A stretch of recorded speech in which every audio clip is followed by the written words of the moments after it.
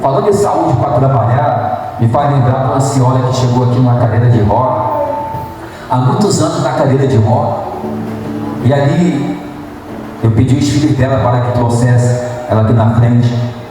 Na hora da oração ela andou. Depois de muitos anos na cadeira de roda, ela foi liberta do espírito demônio, da paralisia, porque o problema dela era espiritual, e ela começou a andar dentro da igreja. Eu falei, agora só não precisa mais dessa cadeira, nunca mais a senhora vai usar essa cadeira, em nome de Jesus. Mas quando chegou o próximo culto, ela veio na cadeira de roda. Eu falei, o que aconteceu? Deus te curou? A senhora deu brecha para o diabo? Ela, não, pastor, é porque as minhas filhas me obrigou. Falou, se eu não sentasse na cadeira de roda, eu ia perder meu benefício. Que se dane benefício, né, pessoal? Eu quero a minha saúde, porque eu quero ter força, a minha independência para fazer minhas coisas. Né? Saúde para trabalhar. Não é melhor do que benefício? Com certeza. Preferi ficar na cadeira de roda para não perder o benefício. Aí voltou. Aí ficou travado na cadeira de roda. Não durou muito tempo, morreu. O que adiantou o benefício? Deus deu oportunidade para ela de cura. Deus deu oportunidade de mudar a história dela, de começar algo novo, uma vida nova, porque tudo se faz novo na vida daqueles que creem, que acreditam, que não anda segundo a carne, mas segundo a vontade de Deus, segundo o Espírito Santo. E ela não aproveitou a oportunidade, porque ela deixou de acreditar, deixou de dar ouvido à voz de Deus para dar ouvido à voz de segundos, terceiros e familiares. Então nós temos que dar ouvido o quê? A voz de Deus, porque só Ele sabe o que é melhor para cada um de nós. Amém, pessoal? Então a pessoa tem que saber o que quer. Se a pessoa opta pelo abençoador, tá? Com certeza ela terá uma vida essa com abundância. Mas se ela decide pela bênção também, mais cedo ou mais tarde aquela bênção vai passar, vai acabar e vai perder a salvação. Se o mais importante é o que? É a salvação. O mais importante é a vida eterna. Mas mesmo assim tem pessoas que têm o que? Como dicas de passagem, resistido à palavra de Deus. E nós sabemos que até então que Deus, Ele resiste os soberbos e abençoa quem? Os humildes de coração. Sujeitai-vos a Deus, resistir o mal, então Ele fugirá de quê? De vós. Neste mundo também tem duas classes de pessoas: aqueles que reconhecem seus erros, aqueles que se arrependem e aqueles que resistem. Vamos dar um exemplo de Jesus na cruz. Jesus estava lá na cruz, os braços abertos, estava no meio. De um lado tinha um ladrão, também pendurado na cruz, e de outro também, lado esquerdo também. Teve um que se arrependeu, não teve um que reconheceu. E o problema estava dentro dele.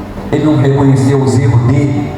Ele não reconheceu Jesus como Salvador, como Filho de Deus. Ele nem se achou digno de ser salvo.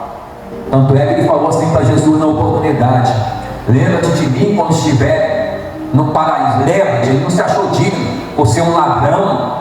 Eu não sei qual o delito que ele cometeu em meia sociedade, né? Eu não sei se foi um ato de feminicídio, infanticídio, eu não sei o que, um homicídio, não sei o que, um roubo, um furto, um estupro, eu não sei o que ele cometeu. Eu só sei que ele se arrependeu e não se achou digno também de morar com Deus. E Jesus respondeu o que para ele? Hoje mesmo estarás comigo o quê? No paraíso. Já o outro ficou escandalizando, o outro ficou resistindo, o outro ficou falando mal, o outro ficou falando: se és filho de Deus, salva-te a ti mesmo. Teve um que se deu bem, não teve? Qual foi o que se deu bem? O que se arrependeu. Qual foi o que se deu mal? O que resistiu. A Bíblia fala que aquele confessar, aquele dizer sim para Jesus, aceitar Ele como suficiente Salvador, exclusivo e eterno na sua vida, esse será o quê? Salvo. Aquele que não crê vai dizer não, vai resistir, vai ponderar, vai questionar, ou não?